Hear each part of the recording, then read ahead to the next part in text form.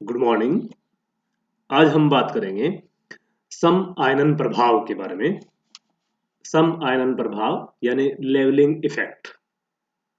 जैसा कि इसका नाम है सम आयनन, यानी जो प्रबल अम्ल हैं उनका समान रूप से आयनन होता है। समान रूप से आयनन होता है तो फिर उनके आपेक्षिक प्रबलता को ज्ञात नहीं किया जा सकता कि कौन ज्यादा प्रबल है और कौन कम प्रबल है। और ऐसा व्यवहार जिस सॉल्वेंट में ये शो करते हैं उसे हम कह देते हैं सम आयनन विलायक या लेवलिंग सॉल्वेंट। तो जैसे हम HCl, H2SO4, HNO3, HCl, HCl4 perchloric acid, इन प्रबल एसिड्स को जल में डिजोल्व करते हैं तो ये पूर्णतया वियोजित हो जाते हैं, कंप्लीटली आयोनाइज्ड हो जाते हैं। सभी प्रबल अम्लों का आयनन समान रूप से होता है जल में, जिससे सभी की प्रबलता समान होती है और इस प्रभाव को सम आयनन प्रभाव कहते हैं।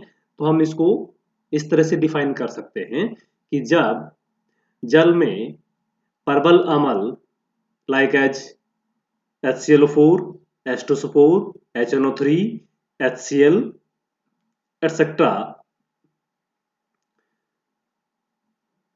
को जल में वियोजित किया जाता है, जल में घोला जाता है, तो ये पूर्णतया वियोजित हो जाते हैं, जिससे इनकी प्रबलता भी समान होती है।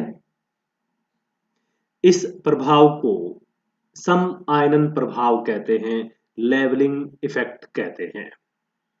और जैसा कि हमने पहले कहा कि ऐसे विलायक जो सम आयनन प्रभाव दर्शाते हैं, शो करते हैं, सम आयनन विलायक या लेवलिंग सॉल्वेंट कहलाते हैं। तो यहाँ पे वाटर जो है वो एक लेवलिंग सॉल्वेंट के रूप में बिहेव करता है। जैसे यहाँ पे हम बात करें कि HCl को डिजोल्व किया हमने H2O में, तो HCl प्रबल अम्ल है, वो डिकम्पोज होगा, आयोनाइज्ड होगा, तो ये हाइड्रोजन आयन और क्लोराइड आयन के रूप में फ्री होगा। हाइड्रोजन आयन यहाँ पे वाटर मॉलिक्यूल गेन कर लेगा और हाइड्रोनियम आयन बना देगा, H3O प्लस आयन बना देगा। इसी तरह से H2SO4 को यदि हम वाटर के अंदर डिजोल्व करें तो H2SO4 भी प्रबल अम्ल है और ये कंप्लीटली आयोनाइज्ड होता है, तो हाइड्रोजन आयन देगा और सल्फेट आयन देगा, तो सल्फेट के रूप फ्री हो गया और हाइड्रोनियम आयन या वाटर ने दो हाइड्रोजन आयन गेन करके 2 मोल हाइड्रोनियम आयन बना दिया, H3O प्लस आयन बना दिया। इसी तरह से हम बात करें HNO3 की, नाइट्रिक एसिड की, तो नाइट्रिक एसिड भी प्रबल अम्ल है और ये हाइड्रोजन आयन देगा, नाइट्रेट आयन देगा, hydrogen ion water molecule accept करेगा और ये हाइड्रोनियम आयन बना देगा। परक्लोरिक एसिड की बात करें हम, तो परक्लोरिक एसिड भी प्रबलतम एसिड होता है। परक्लोरिक एसिड HClO4 ये हाइड्रोजन आयन देगा और क्लोराइड आयन देगा, क्लोराइड आयन फ्री हो जाएगा, hydrogen ion water molecule accept करके हाइड्रोनियम आयन बना देगा। तो चाहे हम वाटर के अंदर HClO4 को डिजोल्व करें, चाहे H2SO4 को डिजोल्व करें, चाहे HNO3 को डिजोल्व करें, चाहे HCl को डिजोल्व करें, सभी के सभी हाइड्रोनियम आयन देते हैं। तो जब सारे जो प्रबल अम्ल हैं वो वाटर में हाइड्रोनियम आयन देते हैं तो फिर इनका कंपेरेटिव स्टडी नहीं की जा सकती कि कौन ज्यादा प्रबल अम्ल है, कौन कम है। सभी के सभी हाइड्रोजन आयन दे रहे हैं तो प्रबलता एक जैसी आ रही है, तो इसको हमने कह दिया लेवलिंग इफेक्ट, सम आयनन प्रभाव। सभी प्रबल अम्ल समान रूप से आयनित होते हैं, इन प्रबलता का क्रम ज्ञात करना संभव नहीं है, जैसे कि हमने पहले कह दिया इस बारे में। तो इसके लिए दुर्बल अम्ल, तो फिर कैसे ज्ञात करें हम कि कौन ज्यादा प्रबल है, कौन कम प्रबल है। तो इसके लिए हम दुर्बल अम्ल या दुर्बल क्षार, यदि अम्ल है तो उसके लिए दुर्बल क्षार, और दुर्बल क्षार है यदि क्षार है तो उसके लिए दुर्बल अम्ल प्रयोग करते हैं। जैसे HCl एक प्रबल अम्ल है, इसके लिए हम वाटर मॉलिक्यूल के साथ बात करें तो ये क्या रिएक्शन करेगा, क्लोराइड आयन देगा और हाइड्रोजन आयन देगा। हाइड्रोजन आयन देगा तो पूर्णतः वियोजित हो जाएगा। लेकिन यदि HCl की रिएक्शन यदि एसिटिक एसिड के साथ कराएं, यानी HCl को एसिटिक एसिड में डिसॉल्व करें, तो यहाँ पे दोनों ही एसिड है, लेकिन HCl परबल एसिड है एसिटिक एसिड की अपेक्षा, तो इसलिए यहाँ पे HCl हाइड्रोजन आयन देगा और acetic acid hydrogen ion accept करेगा, क्षार के रूप में बिहेव करेगा, तो यहाँ पे ये बना देगा CH3COOH2 आयन और ये क्लोराइड आयन के रूप में फ्री हो जाएगा, आंशिक वियोजन हो जाता है। अतः एसिटिक एसिड में इन परवल अम्लों की आपेक्षिक सामर्थ्य को ज्ञात किया जा सकता है, क्योंकि पार्शियली रूप से ये आयनाइज्ड होते हैं, डिकम्पोज होते हैं। तो जब इनका कंपैरेटिव एसिडिटी की बात करते हैं, कंपैरेटिव परलता की बात करते हैं इनकी, तो HNO3 उससे ज्यादा HCl, उससे ज्यादा H2SO4, उससे ज्यादा HClO4, तो सबसे प्रबलतम एसिड होता है HClO4 परक्लोरिक एसिड। अब कुछ सॉल्वेंट के टाइप के बारे में बात करें हम, तो सॉल्वेंट मेनली 4 टाइप्स होते हैं। एक तो ऐसे सॉल्वेंट जो प्रोटॉन देते हैं, यानी प्रोटोजेनिक सॉल्वेंट। एक ऐसे सॉल्वेंट जो प्रोटॉन लेते हैं, ग्रहण करते हैं, प्रोटोफिलिक सॉल्वेंट। कुछ सॉल्वेंट ऐसे होते हैं जो प्रोटॉन देते भी हैं और प्रोटॉन लेते भी हैं, तो ऐसे कहलाते हैं एम्फोटेरिक या उभयप्रोटिक प्रोटॉन सॉल्वेंट।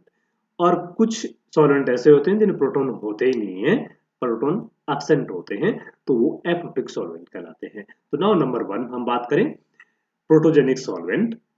अम्लीय विलायक इस तरह के विलायक कहलाते हैं, क्योंकि ये प्रोटॉन देते हैं इसलिए ये अम्लीय विलायक कहलाते हैं, जैसे HNO3, HCl, H2SO4, HClO4, तो ये सब प्रोटोजेनिक सॉल्वेंट होते हैं। HNO3 की HF के साथ रिएक्शन कराते हैं। HNO3, अब यहाँ पे बात करें तो HF प्रबल एसिड है, तो यहाँ हाइड्रोजन आयन ये इसको देगा और यहाँ HNO3 क्षार के रूप में बिहेव करेगा। लेकिन यदि HNO3 की रिएक्शन वाटर के साथ कराते हैं, तो यहाँ पे HNO3 प्रबल एसिड है, इसलिए यहाँ HNO3 हाइड्रोजन आयन देगा और वाटर मॉलिक्यूल हाइड्रोजन एक्सेप्टर के रूप में बिहेव करेगा। HNO3 के H2SO4 के साथ रिएक्शन कराते हैं, तो भी H2SO4 मोर एसिडिक है, अधिक प्रबल अम्ल है HNO3 की अपेक्षा, इसलिए यहाँ HNO3 बेस के रूप में बिहेव करेगा और H2SO4 एसिड के रूप में बिहेव करेगा, प्रोटॉन दाता के रूप में, प्रोटॉन डोनर के रूप में बिहेव करेगा। सेकेंड टाइप हम कहते हैं कि प्रोटोफिलिक, जो प्रोटॉन एक्सेप्ट करते हैं, ऑल बेस इस तरह के नेचर शो करते हैं, जैसे अमोनिया, रेडिन की प्रोटोफिलिक सॉल्वेंट के रूप में बिहेव करते हैं। कुछ सॉल्वेंट ऐसे होते हैं जो प्रोटॉन लेते भी हैं और प्रोटॉन देते भी हैं, तो वो उभयप्रोटिक या एम्फीप्रोटिक सॉल्वेंट कहलाते हैं, जैसे वाटर। तो वाटर डिपेंड करता है कि वाटर के साथ में यदि प्रबल उससे ज्यादा प्रबल वाला है तो वो क्या करेगा, प्रोटॉन एक्सेप्ट कर लेगा, और उसे यदि दुर्बल नेचर का है तो वो प्रोटॉन देने के रूप में व्यवहार करेगा, प्रोटॉन दाता के रूप में व्यवहार करेगा। तो ये प्रोटॉन दाता और प्रोटॉन ग्राही दोनों के रूप में व्यवहार करते हैं, उभयप्रोटिक कहलाते हैं।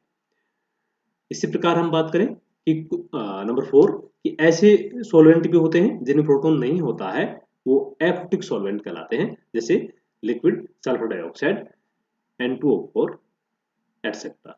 तो इस प्रकार हम जो सॉल्वेंट है उनको 4 कैटेगरी में डिवाइड कर सकते हैं। और लेवलिंग इफेक्ट की बात करते हैं तो सिंपल बात हम कहें कि लेवलिंग इफेक्ट ये है कि एक लेवल पे, यानी सबको एक जैसा देखता है, यानी एक लेवल पे सब, यानी जो प्रबल अम्ल है चाहे वो कितना कंपेरेटिव कितने प्रबल हो, लेकिन एक वाटर मोल के साथ रिएक्शन कराते हैं तो ये सारे के सारे प्रबल अम्ल है वो एक समान रूप से आयोनाइज होते हैं, एक तरह ही आयोनाइज होते हैं, पूर्णतः आयोनाइज होते हैं, आयोनाइज्ड होते हैं और हाइड्रोजन आयन देते हैं, यानी सभी के सभी हाइड्रोजन आयन देते हैं। इसलिए इनकी कंपैरेटिव स्टडी नहीं की जा सकती, इनके आपेक्षिक प्रबलता का निर्धारण नहीं किया जा सकता, सबका लेवल एक जैसा होता है, इसलिए हमने इस प्रभाव को कह दिया लेवलिंग इफेक्ट या सम आयनन प्रभाव।